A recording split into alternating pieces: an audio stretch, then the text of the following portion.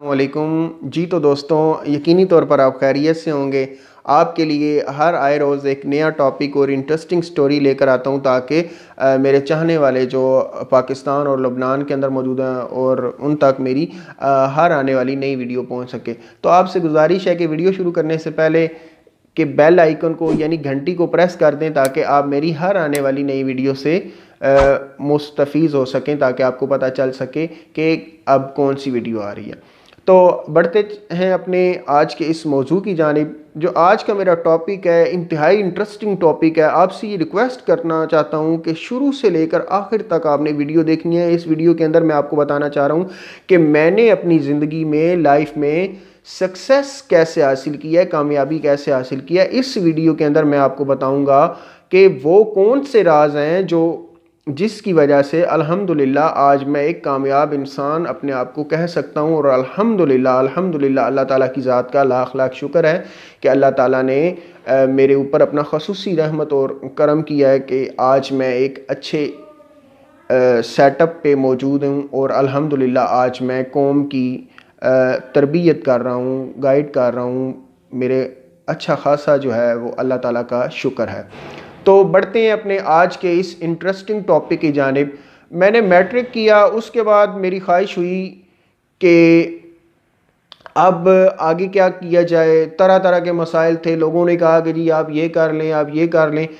जो मैंने सोचा कि मेरा दिल क्या कहता है, मैंने उसी को आगे कंटिन्यू किया, बढ़ाया। और फिर मैंने इंट्रेंस की गवर्नमेंट कॉलेज से। उसके बाद फिर मैंने आगे जो है बैचलर के लिए अप्लाई किया और बैचलर की तैयारी करना शुरू कर दी। इस दौरान तरह तरह के लोगों ने कहा कि जी ये क्या इसमें फ़ायदा है, आप बैचलर कर रहे हैं, ये तो बेरोज़गार होंगे, ये है वो है। मैंने उन्हें एक बात बताई। मैंने कहा जी मेरा जो मन चाहता है, जो मेरे मन की ख्वाहिश है, इच्छा है, उसको मैं आगे बढ़ाते हुए मैंने अपने मन के से पूछा कि मुझे क्या करना चाहिए। मेरे मन ने कहा जी आपको ग्रेजुएट होना चाहिए, ग्रेजुएशन करनी चाहिए। तो उसके बाद मैंने प्यारे दोस्तों ग्रेजुएशन में एडमिशन लिया और ट्राई करता रहा, अपने आप को उस लेवल पर ले गया, स्ट्रगल हार्ड की। उसके बाद अल्हम्दुलिल्लाह मैं ग्रेजुएट हो गया। फिर मैंने सोचा कि अब क्या किया जाए। तरह तरह लोगों ने कहा कि जी आप आईटी में आ जाएं, आप बिज़नेस में आएँ, आप फ़लाँ करें, ये जॉब्स में आएँ, फ़लाँ जगह पे आएँ, इसमें कोई फ़ायदा नहीं है पढ़ने पढ़ाने में, तो आप क्यों नहीं कि इस तरफ आ जाते आईटी वाली फ़ील्ड में या किसी और फील्ड में। मैंने कहा जी फील्ड्स, हर फील्ड अच्छी होती है, लेकिन वो काम करना चाहिए जो आपका इंटरेस्ट हो। अब ये देखें कि एक बच्चे को आप अगर वो 1 क्लास का है, उसको मैट्रिक का आप सिलेबस दे दें, आप उसे कहें कि जी इसे बेटा रीड करें, तो वो नहीं पढ़ पाएगा, उसकी कैपेसिटी नहीं है उस काम को करने के लिए। तो लिहाजा मैंने ये सोचा कि जो मैं कर सकता हूँ मुझे वही काम करना चाहिए। अब बजाय कि मैं कोई काम शुरू कर देता जी कि एफएससी या मसलन कोई भी डिफरेंट, अगर मेरा इंटरेस्ट एफएससी मेडिकल में है तो मैं क्यों एफएससी प्री इंजीनियरिंग में जाऊं। जब मेरा इंटरेस्ट ही नहीं है, इंटरेस्ट डेवलप ही नहीं है, तो फिर ये सारा मसाइल है। फिर मैंने अपने लाइफ को आगे बढ़ाते हुए स्ट्रगल की और अल्हम्दुलिल्लाह मैं ग्रेजुएट में जब था, ग्रेजुएशन में, तो उस वक्त ही मैंने क्रिएटिव जो काम होता है ना, तख्लीकी, उस वक्त मैंने वो शुरू कर दिया। मैंने छोटी छोटी स्टोरीज़ लिखना शुरू कर दी। छोटे शेर व शायरी का शौक़ भी था, चूँकि लिटरेचर से ताल्लुक़ है। ये सारी जो छोटी मोटी डेवलप्स हैं मेन टाइम में करता रहा। तकरीबन मुझे जो इंटर में जब मैं था तो मुझे बड़ी अच्छी तरह याद है कि मेरे एक बहुत ही बड़े प्यारे दोस्त सीनियर सैयद मोहम्मद इफ्तिखार, उन्होंने मुझे मोटिवेट किया कि जी आपके अंदर उर्दू का एक लगन है, लगा हुआ है, तो लिहाजा आप ना अपनी नेशनल लैंग्वेज में मास्टर कर लें। मैंने कहा जी ये ठीक है, आपकी बात, आपकी राय का एहतराम करता हूँ। तो बाज़ औक़ात ऐसे भी होता है कि कबूलियत का वक्त होता है। मैं पाकिस्तान के मशहूर माहिर इकबालियात प्रोफेसर डॉक्टर हारून रशीद तबस्सुम साहब की एकेडमी में बैठा हुआ था। तो वहाँ पर मैं जब ग्रेजुएट का स्टूडेंट था, तो प्रोफेसर साहब ने कहा कि जी बेटा आप में उर्दू का ज़ौक़ है, तो लिहाजा आपको चाहिए कि आप मास्टर जो है ना अपनी नेशनल लैंग्वेज में करें। तो मैंने कहा जी ये कबूलियत का वक्त भी हो सकता है, चूँकि वहाँ पर जो क्लास होती है वो सुबह 6 बजे शुरू हो जाती है।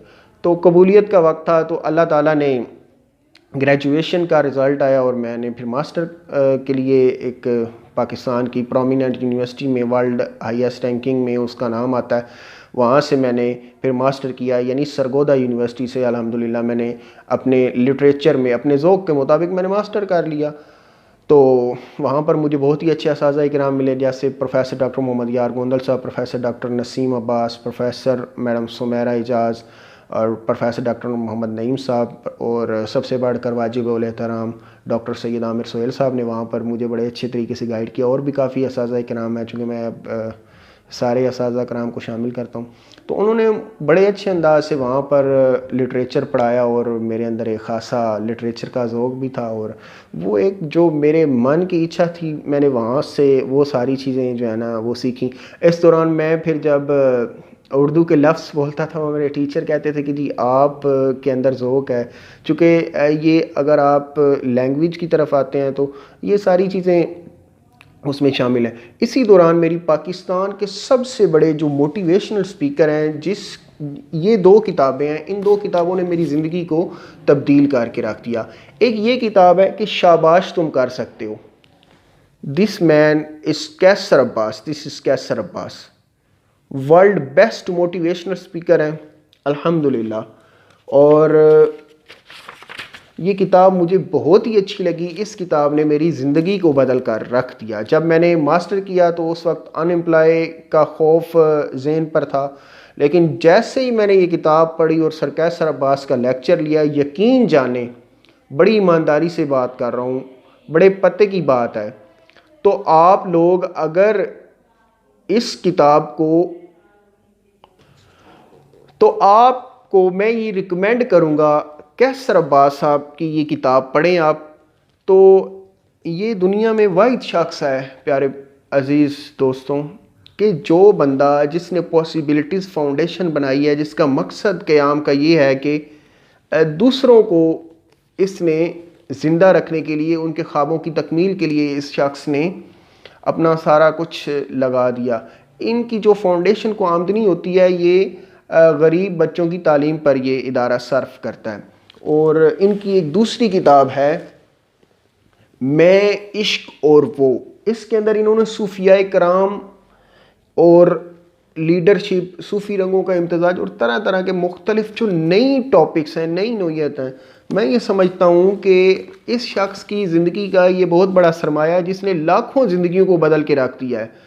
तो मैंने भी जब ये सर कैसर अब्बास का लाइव सेशन इस्लामाबाद में अटेंड किया, तो मैं यकीन जाने कि मेरे अंदर एक नया जज्बा और नई लगन पैदा हुई, और मेरे दिल से ये आवाज़ आती थी कि यार नवीद अब्बास तुम कर सकते हो, जैसे कि सर कैसर अब्बास ने लिखा हुआ है कि शाबाश तुम कर सकते हो।